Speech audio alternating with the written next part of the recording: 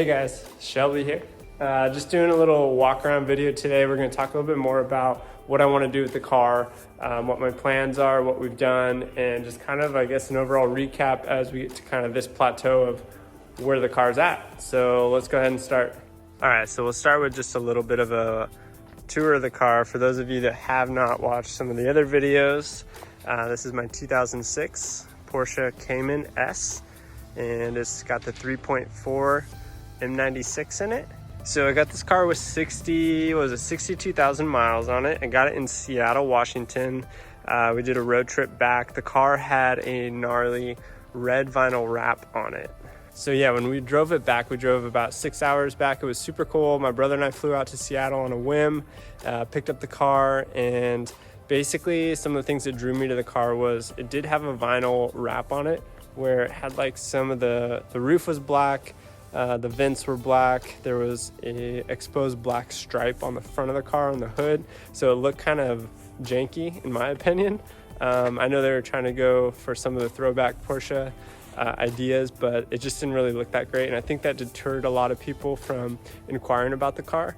So I ended up asking, because it was in like fine print or at the bottom of the ad that it has a vinyl wrap. So I was like, oh, perfect. We can take it off, see what's under it. It's a black paint job. We can preserve it. I like a black sports car, looks good. And so ended up picking it up for $25,000 and got it back home with my brother. It drove great all the way here, solid. Thankfully, even though it was a little bit low on coolant and the oil hadn't been changed probably as soon as it should have been, it burned a little bit of oil. So I took it into the shop, got everything squared away.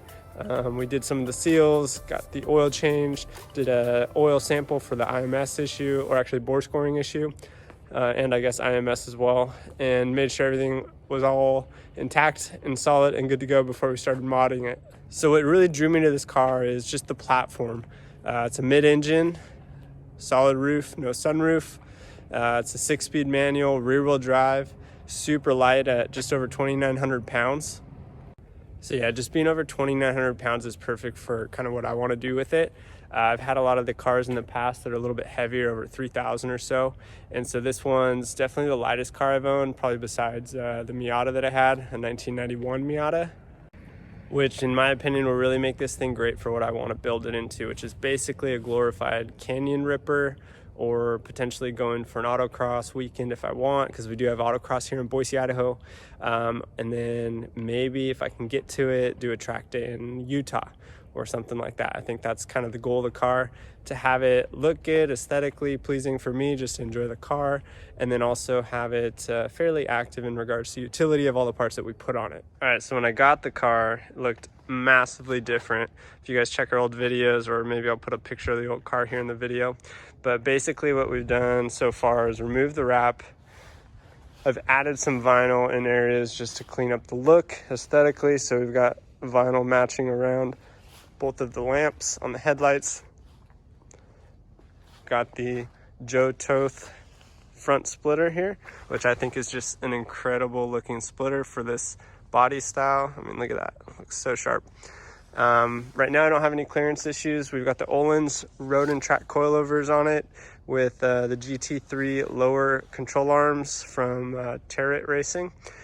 So we'll see. I'm not as low, I guess, as I want to be, but from a utility standpoint, everything works really well. I don't have to worry about speed bumps, and the car sits nice. I might play with it for sure, see how low I can get it with the clearance. So a lot of you guys will probably ask, and a lot of people ask on Instagram, what the wheel setup is. So these are the Apex EC7Rs in the gold, not the bronze. The fronts are in a 9-inch wide by 18, and the rears are 10-inch wide, 10.5 wide by 18. Now, when I first picked up the car, it was on 19s, 19 by 9s in the fronts and 19 by 11 in the rears, and it just would not clear the rear strut with the Öhlins. So I wanted to go down on wheel size. I shaved off about, between wheels and tires, probably about 7 pounds per corner, maybe 5 to 7 pounds per corner, depending front to rear. Mostly because the old wheels were flow forged. These are fully forged wheels, and they're 18s instead of 19s, and they're just they're designed to be a more sporty, aggressive, lightweight racing option wheel. So a lot of people that do the track days are running the Apex. You know, the Arc-8s are the most popular ones that I've seen for like the BMW guys, and then the SM10s are what they really are geared for the Porsche Caymans and the Porsche models. And then I get the EC7Rs to make them fit, so they work with a little bit of playing with the coilovers, the setups. The tires are, let's check them out. I've got the Yokohamas, and they're the O52s, AO52s. So they're really aggressive, pretty much like a great autocross or track day tire, where you can still basically have a good summer tire for day-to-day driving or canyon or spirited driving. So that's kind of fun. And they're super light and really tacky. Haven't really gotten to get them into a heated up session, obviously, because I'm out in the street. But hopefully we can get into an autocross.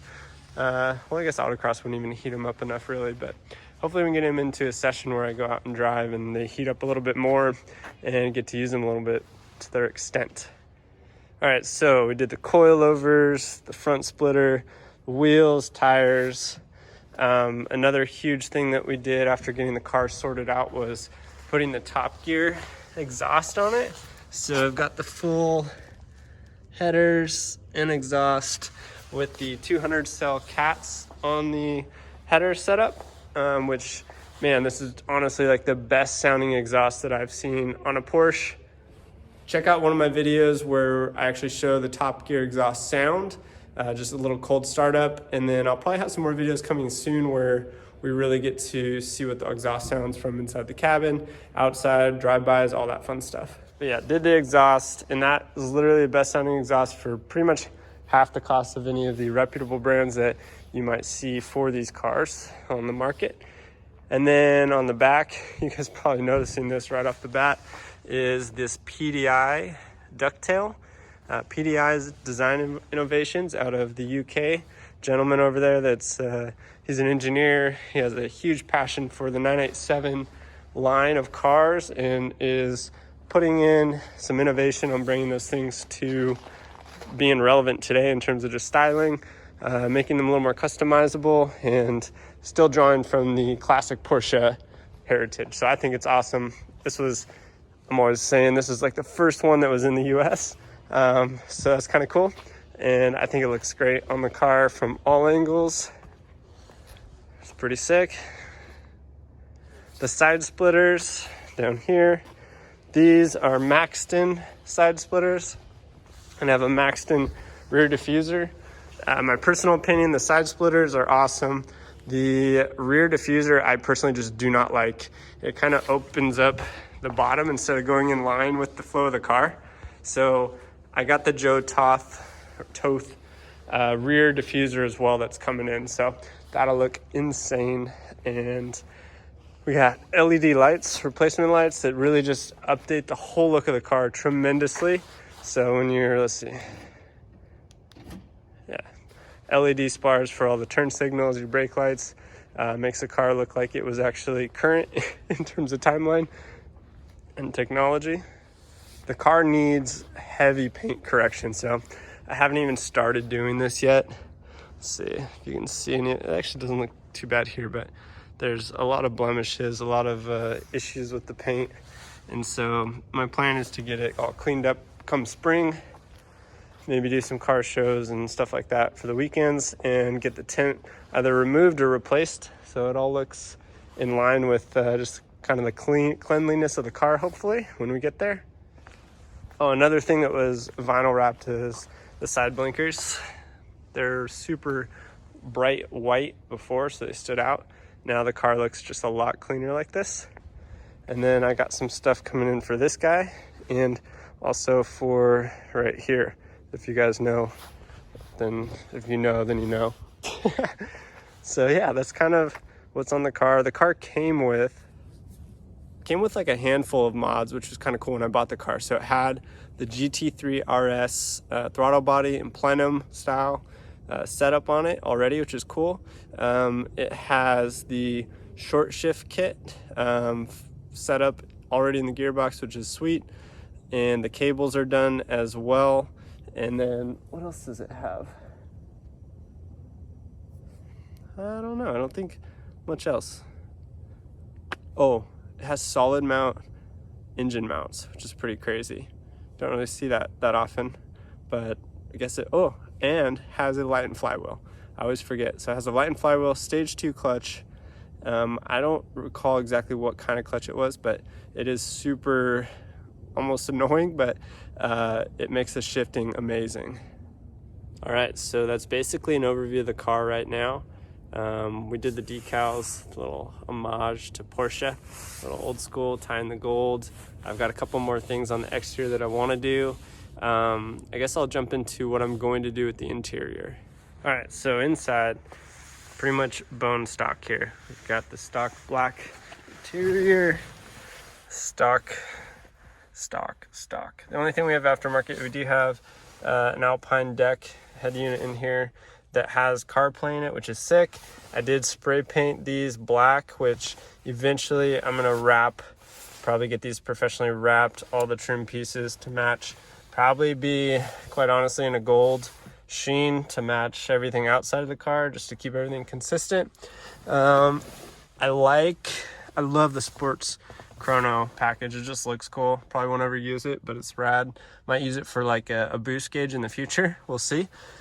And then the steering wheel, I'm gonna put a suede cover around it. We'll see how that goes. Otherwise, I'll probably just swap it out with a real pop on or pop off, like a Sparko or whatever steering wheel, just to have it more sporty for autocrossing and potentially track days. The seats, I'm gonna swap out likely with the Sparko QRTs, or if they have an option that's a little skinnier, since I'm a skinny guy. And then on the back, I'm gonna put a custom roll bar, probably just a 4-point, or maybe something, we'll see what it ends up being, but I want it to meet FIA minimum standards. Same with the seats. Otherwise, I would have gone with a different brand, like maybe Bride or whoever else's, was it Corbeau, the cheap ones that don't meet FIA standards. So just want to keep it intact if I ever do choose to use it for track days. Other than that, it's got the Bose sound system. Everything's in decent condition. You can tell people took it apart in the past, but I think this car has actually had a total of like 7 owners over its lifespan. So it's got quite a story to tell, I'm sure. And I'm at 63,000 miles now, so I've put a little bit on it, just mostly enjoyment driving. I'm really just enjoying building this car. It's been cool. So what it ends up being, it's probably going to be, like I said, a canyon, kind of a canyon ripper, weekend, Sunday coffee car to go to the cars and coffee meets. And then I want to do autocrossing. I want to do at least 3 this year, and maybe a track day. We'll see. I got to do a couple things for the cooling and for the oil, like the sump tank or sump expansion for the oil, and a third radiator before I get there. And then what else? I want to make sure also that I know a lot of people will be polarized by this, but I may put a turbo kit on here. Not decided quite yet what it'll be. There's TPC that has a great proven single turbo kit, stage 1, 2, and 3, and then that gets you up to about, I guess, up to like total, you could do 600 horsepower, but you have to do some accommodating bolt-ons and upgrades too. But you can do a healthy 400 to 450 horsepower on these things. I believe that's wheel horsepower at around 4.5 to 5 pounds of boost. So TPC has a great kit that's proven. A lot of people run it since basically the car came out. And then MRN in the UK is coming out with a twin turbo setup that is quote unquote bolt-on as well. So I'm definitely intrigued with that setup too, just because of having the twin turbos, a lot less latency typically. I don't know if that's what the case will be with this kit as well, but I would assume so.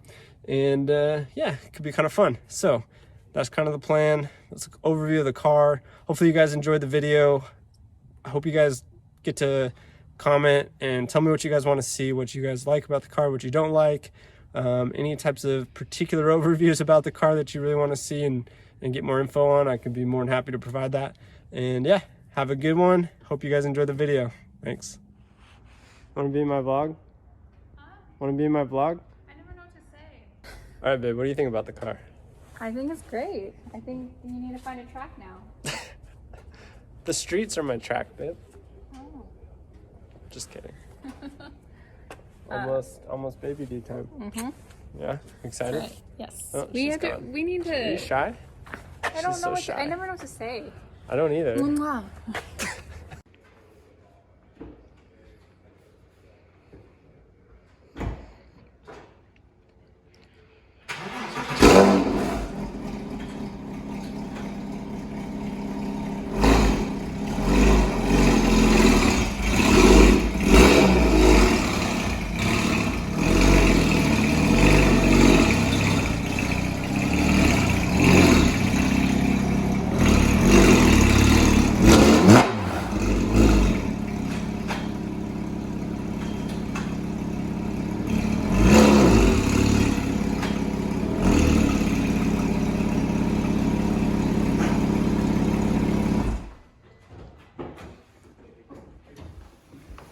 That's good.